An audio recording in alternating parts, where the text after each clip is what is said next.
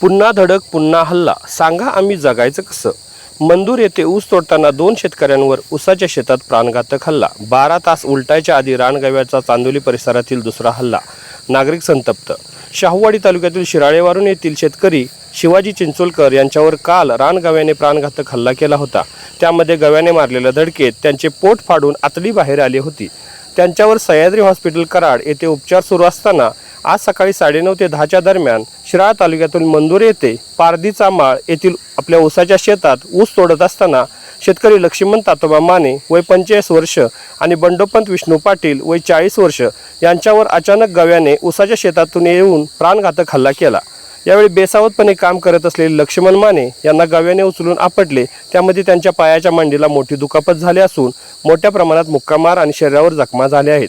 तर बंडोपंत पाटील यांच्या तोंडाला दुखापत झाली असून बेचाळे हल्ले आहे व मुक्कामार लागला आहे.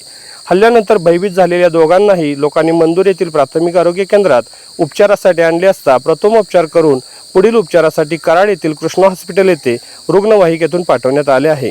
यावेळी दवाखान्याच्या दारात मोठ्या प्रमाणावर मंदूर ग्रामस्थांची गर्दी जमली होती.